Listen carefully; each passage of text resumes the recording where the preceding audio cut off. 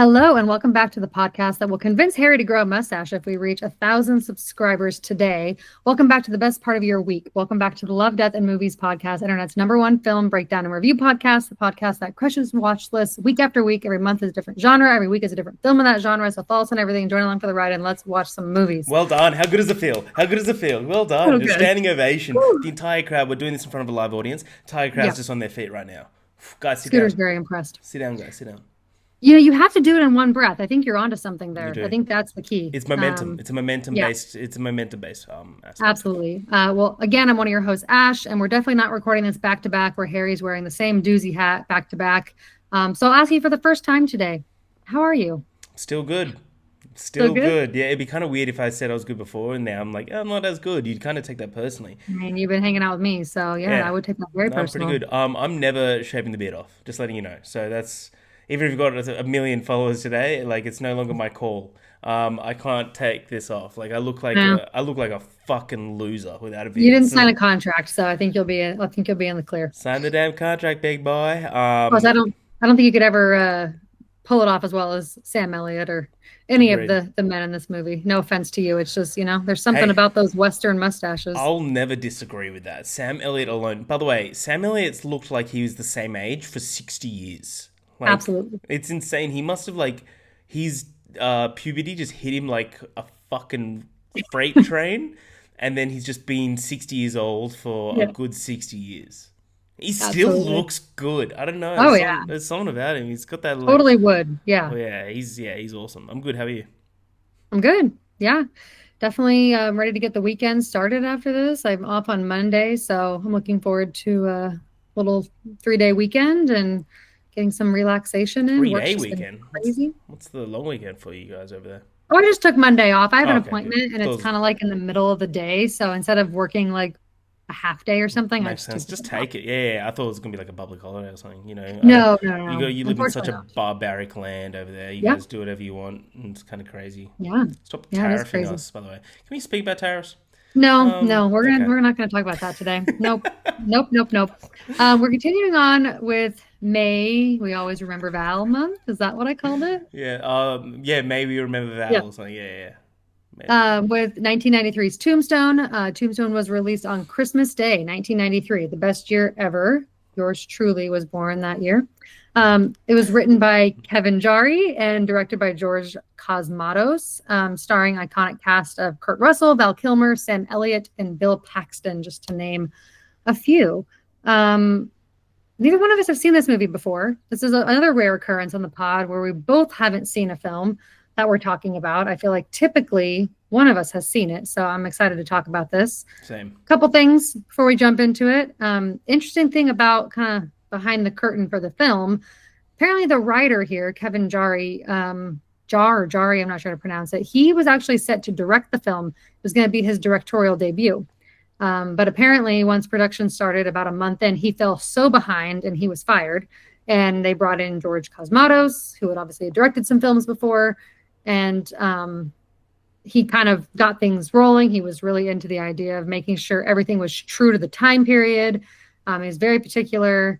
And it's actually actor Michael Biehn, who plays Johnny Ringo, who is He's fantastic cool. in this. He's really cool. Yeah. He actually wanted to drop out because he was friends with Kevin Jari, and he did not feel that Cosmatos understood the screenplay because he didn't write it.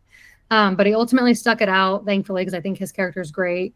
And the funny thing about all of this to say is that, according to Kurt Russell, he kind of says that he really directed the movie, and that Cosmatos was kind of a ghost director. So lots of interesting things going on behind the scenes. No other actors can really confirm this, but it sounds like Kurt Russell had a lot to say as far as like what happened in the film. He had a lot of direction there.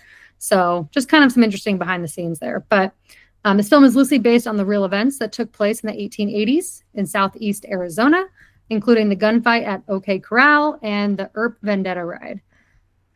So the story goes as follows. Wyatt Earp and his brothers Morgan and Virgil have left their gunslinger ways behind them to settle down and start a business in the town of Tombstone, Arizona. While they aren't looking to find trouble, trouble soon finds them when they become targets of the ruthless cowboy gang. Now together with Wyatt's best friend Doc Holliday, the brothers pick up their guns once more to restore order to a lawless land. So, Harry, what do you think of Tombstone? This is literally, I'm just going to name out the actors. You got Kurt Russell, Val Kilmer, Sam Elliott, Bill Paxton, Michael Bean, Charlton Heston, Stephen Lang, Thomas Hayden Church. We've got Michael Rooker, Billy Bob Thornton. This is literally like if you describe to your dad what it was like going to the Avengers, this is what he's thinking Yeah, of. This is one. absolutely. Like this is, I really like this movie. This movie's fucking sick. Everything about it. I love how it just oozes aura. This entire film. I love them all. Like Kurt Russell's great in everything he does. He's great.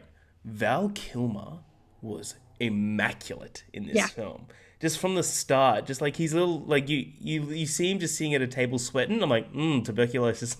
Like 'cause anyone that's played Red Dead Redemption 2, you see that You know. sweat. You see the sweats during and it's in the Wild Wild West. You're like, oh, you're fucked. Like 100%. He's immaculate in this. I love this like lawless town type aspect. I'm a sucker for a good western, to be honest. Like you're not as much into westerns, right? Like so this is like was this a first watch for you? Or have you seen this before? No, it was the first watch for me. That is correct. I would say that I'm not into them. I just have a very like my experience with those films Yeah, is very minimal. I'm yeah, that's trying fair. though to No, that's get more fair. into it. It's like not many of them are made anymore, so that's kind of Hmm. why you see you'd have to go searching for them now. But have you Yeah. seen Unforgiven? No. Unforgiven's probably my favorite one. I think it's Clint Eastwood directed it, but it stars Clint Eastwood as well, and it's like it's awesome. I definitely recommend Unforgiven. Okay. I really like this film. This movie is really cool. Just it took me back to it. The four leads are so sick. And then like everyone surrounding them, I think is really cool. But it just oozes aura for sure. Absolutely. Yeah, no, I agree. I am really trying to watch more westerns because as I've revisited some or watched a few more than I'd seen before, it's starting to become a genre that I'm really intrigued by. I don't know why I avoided it for so long. I think I just wasn't as into um I guess the overall themes of the movie, but I feel like I'm getting more into like action and even just movies where there's a lot of like gunfights or things going on in that sense. So I think it kind of is the perfect time for me to get more into them. And this was a great one to kind of start with because yeah, cast is fantastic. The costumes, the set design, the score, the visuals. I mean, it's just top tier for a Western. And funny thing is, I've been curious about learning more about Wyatt Earp because my nephew is named Wyatt Earl. And they Oh, kind of got the inspiration for the name Wyatt because of the real Wyatt Earp. My brother's a big history buff. So I was actually kind of excited to get to finally make the connection. So, yeah, Kurt Russell, like you said, iconic, but Val Kilmer absolutely stole the show every single time he was on screen. I think this is my favorite role I've ever seen him in of what I've seen so far. And I can't wait to talk more about it. He's got some of the funniest lines, he some of the does. greatest lines in the film. But yeah, I just think the overall flow of this movie is pretty perfect from start to finish. Like it just kind of gets you into the world of it and then takes you on a journey. And it felt like the 2 hours like flew by, in my opinion. So Yeah, very, man, very good. this town's so cool as Yeah, well. It's so cool. absolutely. Okay, well let's dive in. So we open to narration explaining the lawlessness in American West following the Civil War in the late 1800s. We learn about lawman Wyatt Earp and the ruthless outlaw gang known as the Cowboys, who wear red sashes and terrorize the region. Harry, haven't you always wanted to be a cowboy? I am actually a cowboy. It's Okay, not like I wanted to be. It's like it's you part of just it's part of it the finds gig. you. It's part of the gig. Yeah, definitely. Yeah, I think every guy kind of secretly wants to be a cowboy. I feel like these kind of movies just. I feel like if you watch it when you're a kid, especially, you're just like, "Ooh, I want to do that. That looks fun." Absolutely, wholeheartedly. Love it. So we meet lead cowboy Curly Bill as him and his men interrupt the local police officer's wedding and proceed to massacre everyone there for retribution for two cowboys that were killed. Yeah. So, two deaths traded for like what, let's say 30. Yep. We officially meet Wyatt Earp, played by the forever iconic Kurt Russell, who is headed to Tombstone, Arizona to start a new life because he already has a guilty conscience. He might as well have money too. I love that line. That's good. He heads on his way with his brothers Virgil, played by Sam Elliott, and Morgan, played by Bill Paxton, and their wives as they seek out a peaceful and profitable life. Dude, We, all three guys are punching above their weight, 100%. yeah, Or like, holy smokes! What like, hey, if all three of them got wives like that, I'd totally understand going to a remote western town and just settling down. Like, I totally get it. yeah. I mean, Kurt Russell's whole getup with like the jacket included, it's just Yeah, perfection. for sure. I did read behind the scenes again. Kurt Russell, Bill Paxton, Val Kilmer, obviously all fake mustaches. Sam Elliott, of course, that's his real No, he was mustache. actually No one's born with that surprised. mustache. I'm not sure if you knew Yeah, that. That's actually a fun fact. He was born with that mustache. I believe it. Yeah, His mom was just like, "What the fuck?" Yeah, yeah. I believe it. We then meet Brown. Doc Holliday, played Yeah. by the insanely talented Val Kilmer, which we've already been talking about. He is a tubercular gambler, an alcoholic gunslinger with Aren't we sharp all? wit. Aren't we Huh? all? Aren't we all alcoholic gunslingers with a sharp wit? You definitely are, Harry, who hangs out with a woman named Kate. Can't quite figure out exactly what Kate's role is. It's not his wife. I That's don't know like if she's like a his. lady of the night, I thought it but was kind of like both. It was like he pays her a lot, and it's just yeah, like pays her to be his girlfriend. It's kind of how I saw yes. it. It's kind of like, yeah, we know there's a word for that nowadays, but yes. Um, Fun fact here, Doc Holliday was originally supposed to be played by Willem Dafoe. What do you think of this? Of Doc, no. Right? Like I love Willem. I think he's one of the greatest underappreciated actors of all time. But like you need that like a little bit more of like a handsome charm towards it. Yeah, You know what there's I a mean? charm that Val Kilmer has, especially when he was younger, that Willem Dafoe has just never had, Yeah. no matter what age he is. It's not to say he's not a good actor, but He would have been that good as charm is like not. he would have been good as Michael Bean's character, I reckon. Willem Yeah, Dafoe. something like that. I agree. But thought that was interesting. Wyatt and his Very. brothers arrive in Tombstone, where they learn that the only real law around there is the cowboys. Wyatt goes into the Oriental Bar. This is the place he ends up kind of taking over. Just wanted to mention the scene where he meets Johnny Tyler, who's at the head of the table. Wyatt decides that that's his role now, and he kind of throws down with them in order to, take over and start making some money. Did you recognize Billy Bob Thornton in this role? Because I recognized the voice, but at first the appearance, I he's was the like same. 50 pounds heavier. I recognized the voice and I had to rewind and I was like, is that Billy Bob? And then like I looked online. I was like, that's Billy Bob Thornton. Yeah, we Yeah. were shocked when we found that out. Another fun fact here. So he was years away from his breakout film, which is crazy because this is 1993. And he didn't have any lines for this scene.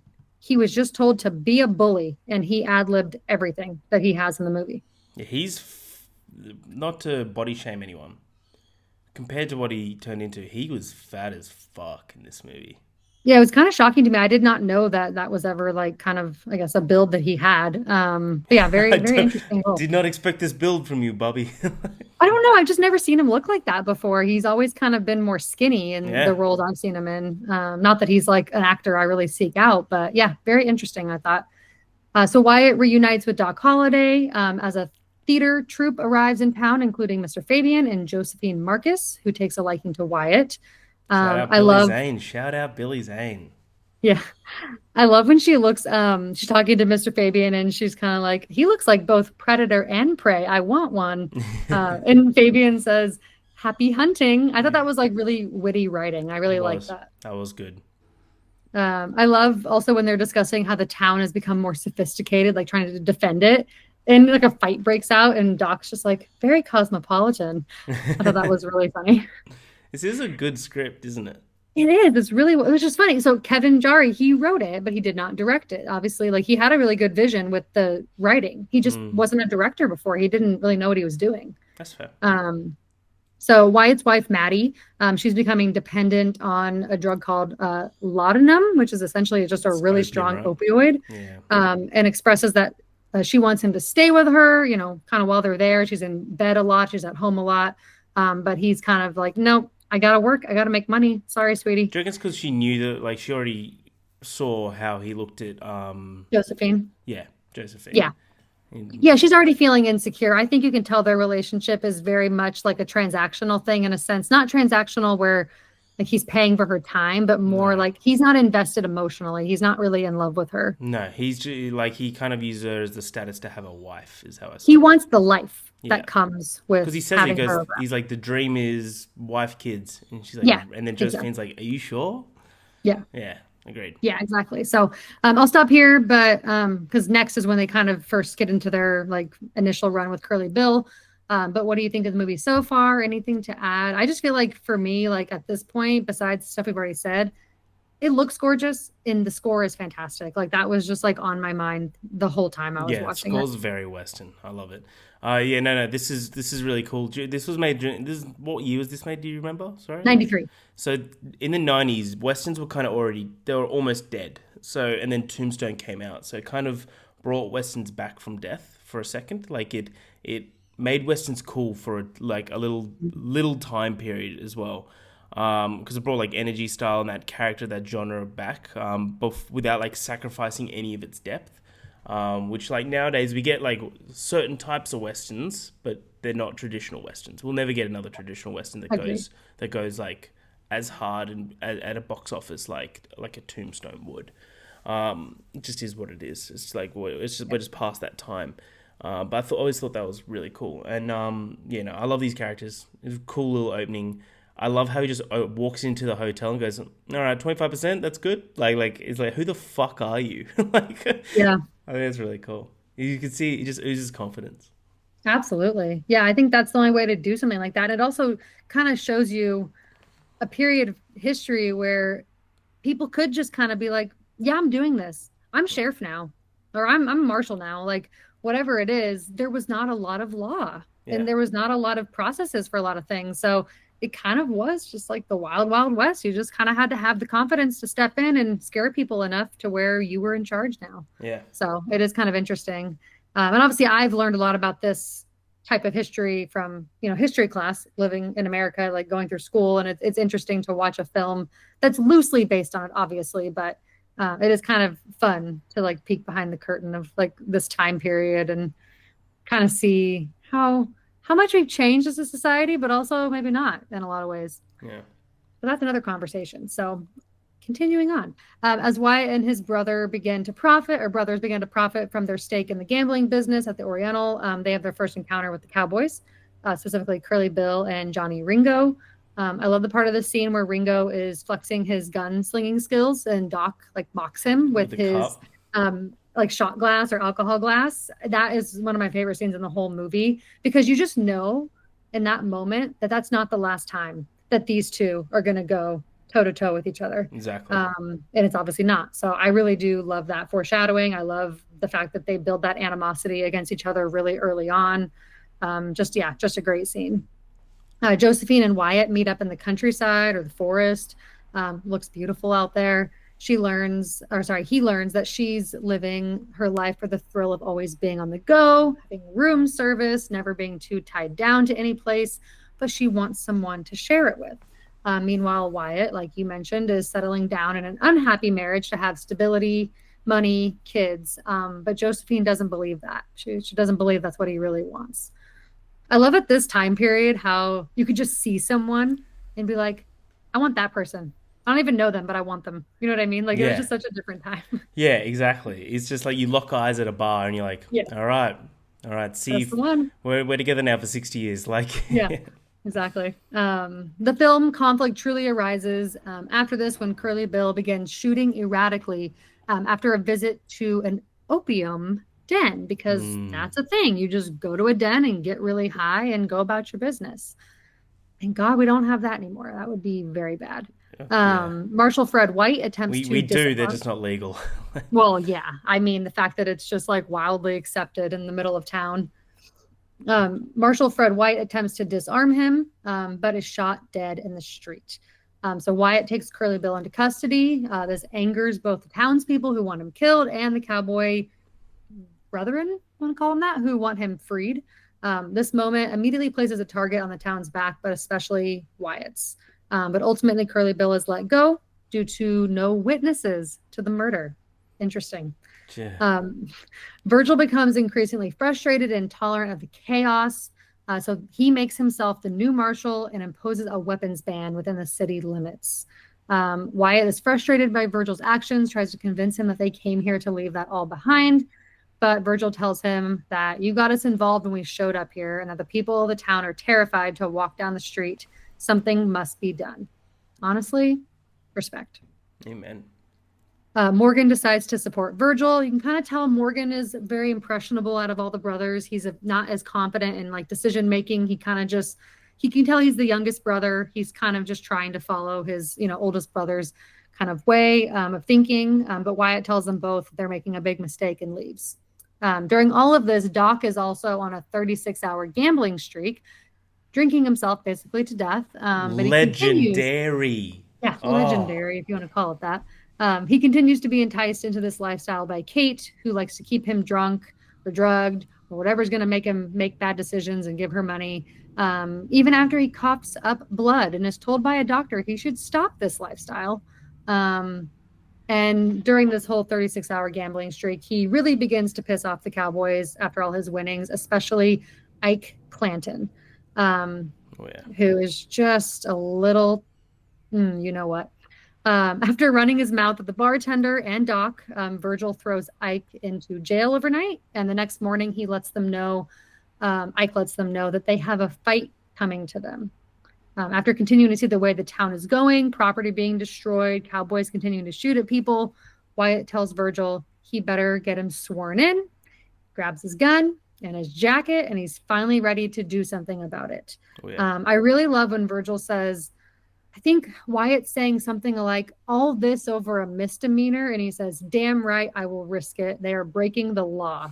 Only Sam Elliott could play that part, in my opinion. Like, he is just so serious in his demeanor, and you respect him. Like, he's a man of the law through and through. Yep. He sounds and looks like like he just got into a time machine. He was born there. Yes, absolutely. So anyways, I'll stop there for a minute.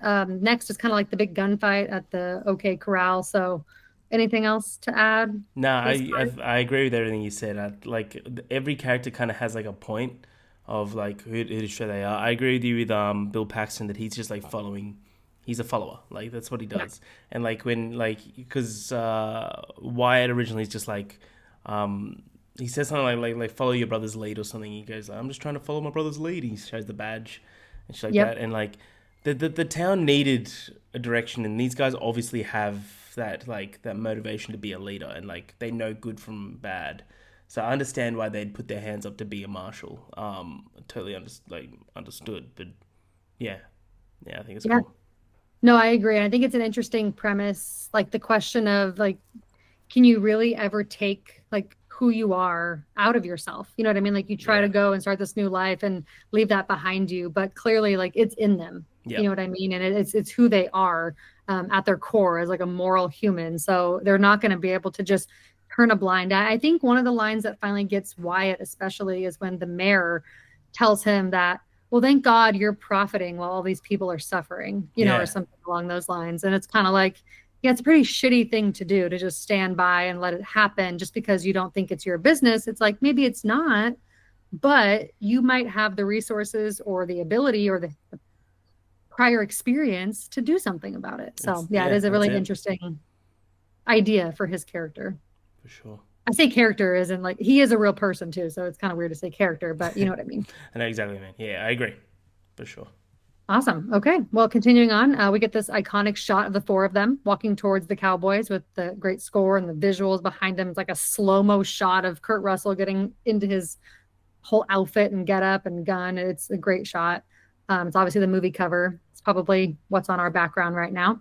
As they attempt to disarm them, It's this such a leads to cool shot. it really is. It's so good. This is And they seriously your all look dad's different Avengers. This too. is your dad's Avengers, 100%. Absolutely. Like I'm sure my dad loved this movie. I can't even imagine like being a dad in the 90s, like being like 30, 40 and going to the theater to see this. I'm sure it was just the talk of the town. Absolutely. But yes, they attempt to disarm them. Obviously they're trying to do this like in a way that's not going to break out in chaos, but leads to a gunfight. This is the iconic gunfight at OK Corral that I've mentioned. This is based on true events. The scene is fucking brutal. Virgil and Morgan both end up getting shot. Billy Clanton and the McLowry brothers are killed. These are some cowboys, and some even get away, including Ike, who I mentioned earlier. It becomes crystal clear at this point that the county sheriff, Johnny Behan, has an alliance with the Yep. Cowboys. He kind of never wants to seem to get involved. He says things like, that's not county level, but it's very clear that he's kind of specifically has an alliance with them so that he can kind of use them to his advantage, but also not have to piss them off. So he says he doesn't want to make any arrests after all this. The townspeople and the cowboy brethren continue to build animosity towards Wyatt and his brothers, especially Ringo. Doc and Ringo have yet another run-in with one another, and they are stopped by Curly Bill before it can escalate to any like guns being fired. But they have this kind of back and forth again, as we saw earlier in the film. A storm comes to Tombstone, a literal storm, that night as the cowboys attempt to ambush Wyatt's brothers in retaliation. They end up wounding Virgil really badly. He basically has no use of one of his arms anymore. That's fucked.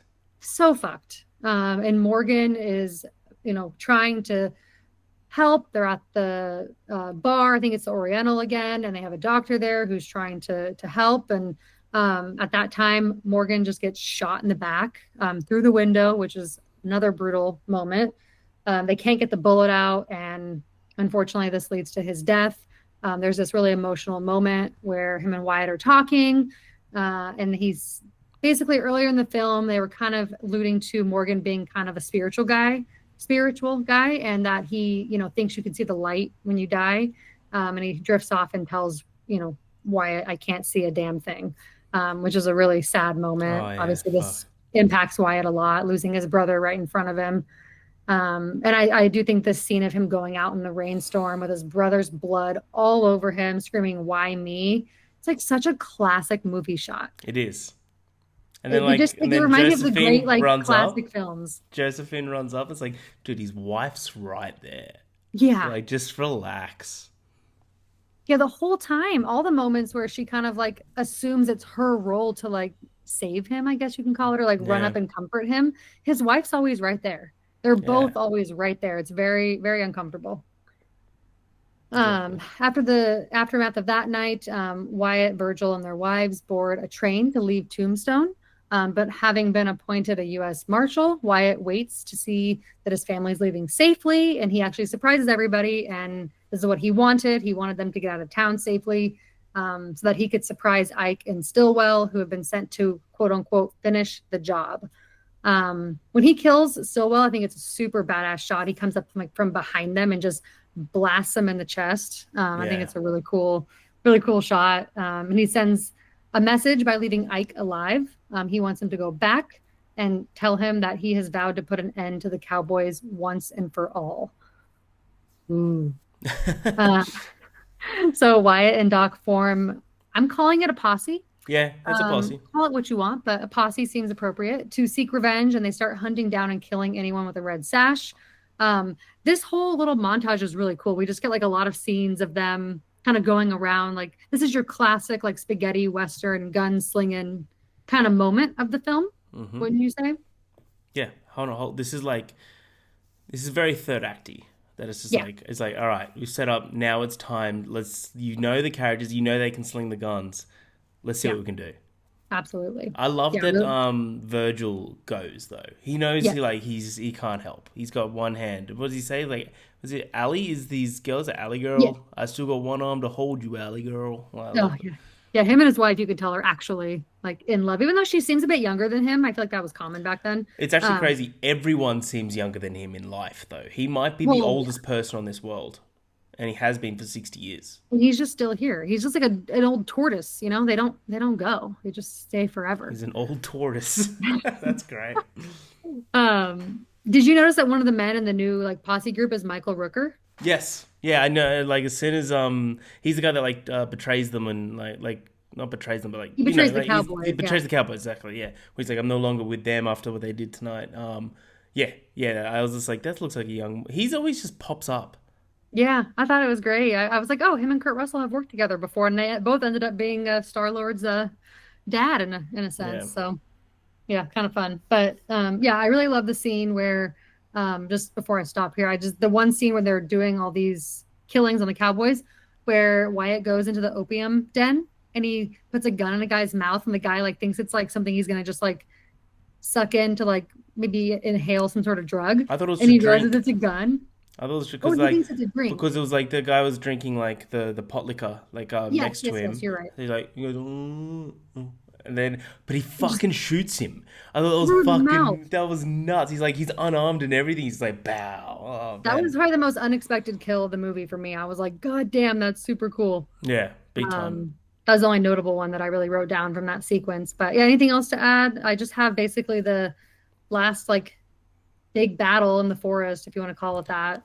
Yeah, no, I thought that Bill Paxton's death is horrifying. Yeah. Where he's just like, they're trying to dig in to get the bullet, and then the doctor just gives up and just goes and hugs his wife. The Bill Oh, Paxton's wife is, I'm yeah. sorry, it's too deep. And then he's, yeah, that in essence, he like that would break any man. So fair enough. Absolutely. And then yeah, I think is I love how Doc was like, I'm never leaving. He's like, I'll always be here and stuff like that. I think that was really cool. Hmm. Yeah, I love their friendship. I think it's cool that it's like him and two brothers and then like a best friend, like an old long time kind of best friend. I think it's an interesting like foursome to bring together. And obviously with Virgil leaving and now Morgan gone, you're kind of just left with Wyatt and Doc, Yeah. which kind of could count as a duo, which we just talked about. Oh, maybe could. I wouldn't argue against it. Well, good, because you'd be wrong. Just kidding. Considering one of the ones you picked, I think we could definitely argue that It's that is definitely a a duo. duo. Definitely a duo. It's definitely Yeah, a duo. They I love bounce it. off each other. They're buddies by the end of it. It's literally just it's Oh like a yeah, buddy cop by the end of it. Western buddy cop. absolutely. Okay, well, we'll finish off this last like kind of big epic finale here. So Wyatt and his posse are ambushed in the Riverside Forest by the cowboys, but Wyatt has no fear, just decides to get up. He walks into the creek after Curly Bill, who somehow Wyatt has miraculously missed every fire that Bill has put his way. And he just kind of pops at him and shoots him to death like 4 or 5 times right in the Just chest, and keep he fucking falls into the shooting. water. Just keep shooting. I That's do such like a when they cool turn scene. up. He's like, oh, what? You doing all right? Like, how you Yeah. doing? Yeah, I love that. Yeah. Such a epic like final conclusion for such a awful character who we meet like in the first 5 minutes of the film, obviously massacring people and Yeah, feeling not bad about it at all. I think it's a very justified ending for him. They obviously are able to kill most of his men as well. But Doc's health continues to decline. But then they meet a man, Henry Hooker, who allows them to use his ranch for Doc to rest and get some medicine. Josephine and her troop, along all of this, are also on their way out of town. Mr. Fabian has been shot, and the crossfire of all of this. They even run into, I think, the county sheriff and some of the other cowboy guys, and she really expresses to them how awful what they're doing is, and how it's like impacted real people who are just trying to, get through town and live their life. So she gets very emotional about it. She ends up at Henry Hooker's place as well and sees Wyatt one last time. She lets him know that she forgives him, but that she has to go. So we assume this is the end for them. But is it? but is it? Uh, is it? Ringo lures out McMasters, who is Michael Rooker's character, and ends up killing him and uses the body to send a message to Wyatt and gives him a location to meet him so they can finish this off for good. Doc is still in bed. He discusses with Wyatt about what is to come and tells him he cannot beat Ringo. Tells him a man like Ringo has a great empty hole right through the middle of him. Can never do enough bad things to fill it. And then Wyatt says, what does he need? Revenge is what Doc tells him. For what? Being born. Thought that was a very Ooh. kind of powerful conversation that they had. I just butchered it, but you get the Oh, idea. I got it. I was already like chills right now. Chills. Chills. Doc tries but cannot get up from bed to come help Wyatt. So instead, Wyatt gives him his badge, which is a really great scene, and heads out to meet Ringo. I don't know if you saw this coming. I did not. No, I didn't either. Wyatt sets off for the showdown with Ringo, not knowing Doc has already arrived at the scene, which, from what we've talked about from the two earlier scenes of them kind of going toe to toe, this was a perfect finale for their characters. He confronts Ringo, telling him we never quite got to finish. I love how much Ringo is afraid of Doc, and you can Yeah. tell. He says, He I was was like just fooling really, around. he was really hoping Wyatt turns up because he's not scared of Oh, yeah. Wyatt, and he sees Yeah, for Doc some reason, which is, I mean, Wyatt's obviously great with the gun as for well. So I don't sure. know why he's not as afraid of him. I think Doc just gives off more of a menacing energy, I think it's because they maybe. know that Doc is sick, and it's like Doc has nothing to lose. That's That's how true. That's how He doesn't like I have kind the of see it. family or the wife. Yeah, And that's a good point. they're always the scariest ones to fight as well.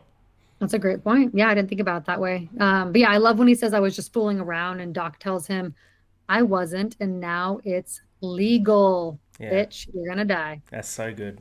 So good. Such Feel so bad. many iconic lines, and every single one that I wanted to write down pretty much came from Val Kilmer.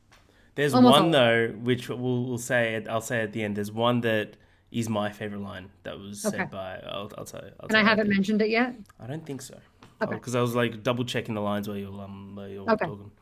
I'm very curious. So to end their big rivalry over who is the faster gunslinger, Doc manages to shoot faster and kills Johnny Ringo, which is a great epic conclusion for him.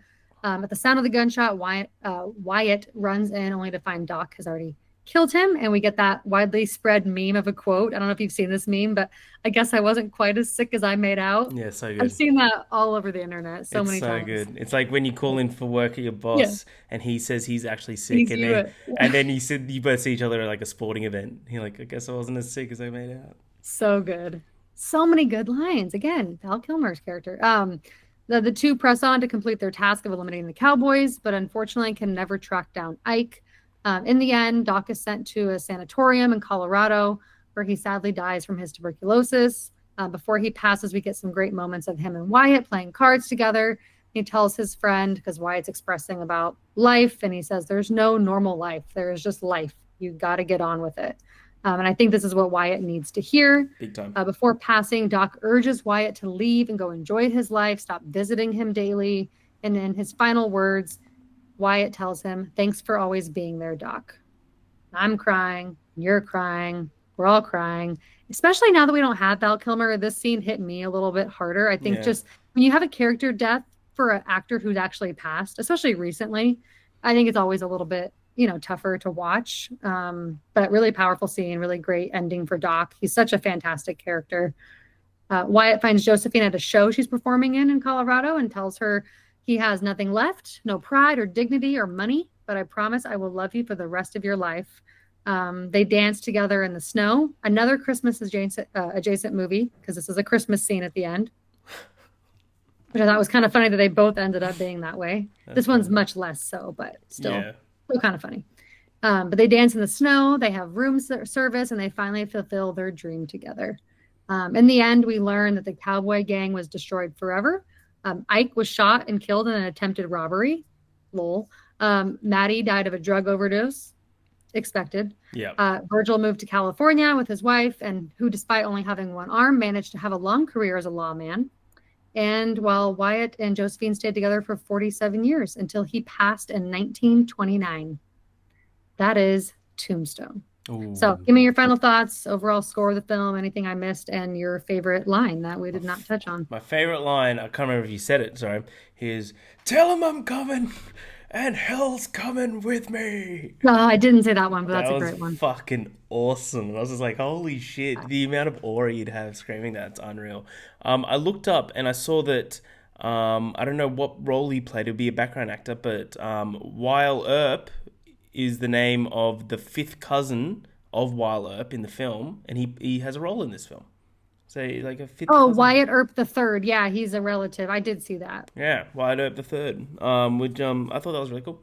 That was the only thing I got from Letterboxd, but no, I really like this movie. I give this movie a strong 4. Like it almost is 4.5.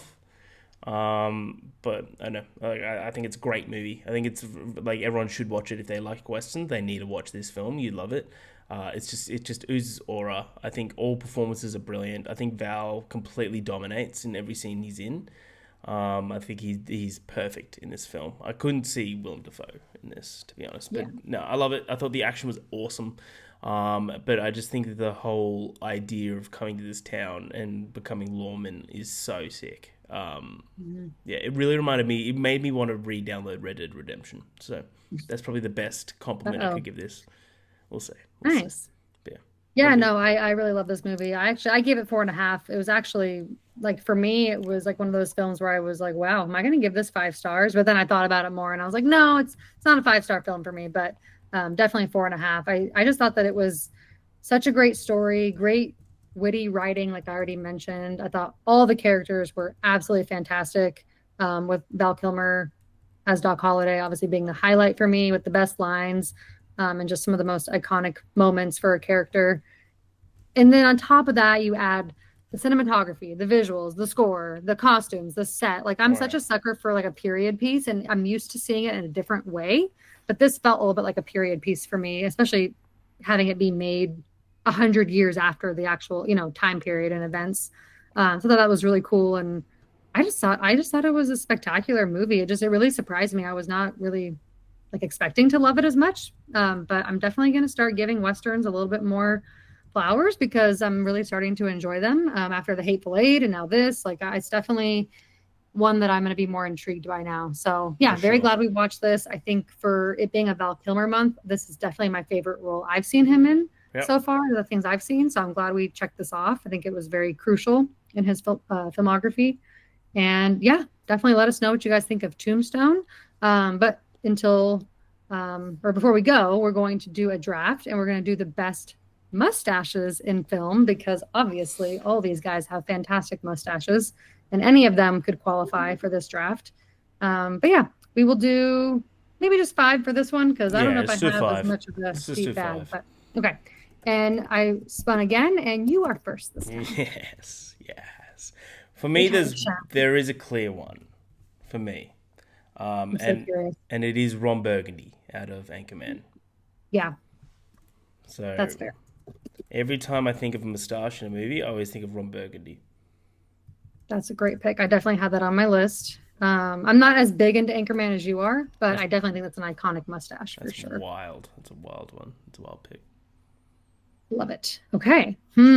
First pick. What am I going to do here? Hmm, hmm, hmm. I feel Hmm. like I would be upset if I didn't have him on my list. Don't do it. I want Sam Elliott, but I don't think I'm going to pick this movie. Okay. I'm going to pick him in The Big Big Lebowski. Lebowski's a better moustache. It's definitely a Yeah. better mustache. Mustache. Mustache. Moustache. The way you say mustache sounds so much cooler than the way I say it. Moustache. Mustache. Everything in America is like mustache. Like it just sounds so flat, everything we say. Yeah. Second pick, not to take two comedies in a row, but I'm going to take what I think is probably the most iconic comedy mustache, which is Borat. Oh, yeah. Borat's mustache is fucking iconic. Yep. That's a great one. I did not even write that down, but that is definitely up there. Hell yeah. Nice. Hmm. This is not one that I'm sure people think of when they're like, it's the best mustache. But it's one that I always think of that I just have been obsessed with since I saw this movie. And that is Josh Brolin in No Country for Old Men. Yeah, good I don't know pick. if it's like the mixture with his hair and like his overall aesthetic, but it's such a great mustache. Good movie as well. Oh, it's a fucking masterpiece. It's a great pick. Okay. Now we get into. See, this is I love this mustache because it's super clean and like that's what it's like the status of the character, which is Marlon Brando out of The The Godfather. Godfather. Yeah, It's such like a little thin one. yeah, It's it's perfect. very like it it's perfect for it. I love it. Cool. I had that on my list as well. Yeah, nice. Okay, this is kind of like maybe a left field pick, but this is one that I have loved since I was a kid, and I've Mm-hmm. not seen this movie in forever, but I want to rewatch it. Dustin Hoffman in Hook. Oh His yeah, mustache good is pick. so cool. Good pick. That pick's I mad. always remember being so scared of him when I was younger. Oh yeah, big time. Um, there is one I want at the last, which you're not gonna pick because you haven't seen it. But Okay. I'm gonna pick Daniel Day Lewis and There Will Be Blood for my fourth. I've not seen that either. Yeah, that's true. That's wild. I know it's one of my biggest blind spots. But That's all hey, right. Hey, you know what's funny? Sidebar, really quickly. Manchester by the Sea was the first film on my, so on your watch list, if you scroll all the way down, it's the one you added the longest ago. yeah. That was the longest ago added movie that I had. And you So when I watched it first now? got Letterboxd, and I finally watched it this last It's week. So how it's I'm so getting there. happy. It's such a happy film. Oh my God, dude, that movie wrecked me. Yeah. Wrecked me. As it should. They really should Oh, like they should do like a psychopath test where they make you watch that movie and if you have no like emotional response, boom, prison for life, like yes, 100%. absolutely. Absolutely. Fuck, that's But actually yes, a There Will Be genius Blood is idea. another one like that, where it's low on the watch list That's all list. right. No, you get it done. Get it done. I'm working on it. I'm getting there. But there was another movie that I thought was like you would love. I can't remember. I think we discussed it last episode. It'll come to me. Okay. It'll Well, if come you to think me. of it, let me know. Okay, that's a good pick. I don't know what his mustache looks like. I'm not going to look it up because I don't want to ruin anything for the movie, but I imagine it's good because I feel like has multiple movies where he has a good mustache. So Yeah, Gangs of New York, huge mustache. yeah, I've seen that photo. That's definitely a good one. Okay, where do I want to go next? The last three I have are all kind of like just fun ones. They're not Yeah. anything crazy as far as the mustache itself. You might be upset with me for this because Um. maybe you didn't think of it. Can we go with Nick Cage in Raising Arizona?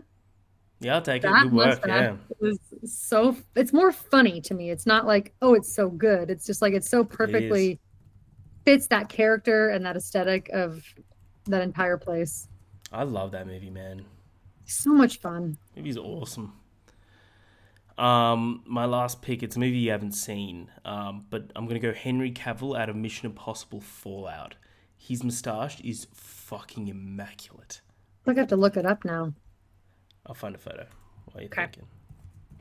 Okay, last pick. Oh man, I have two left and that's a tough choice.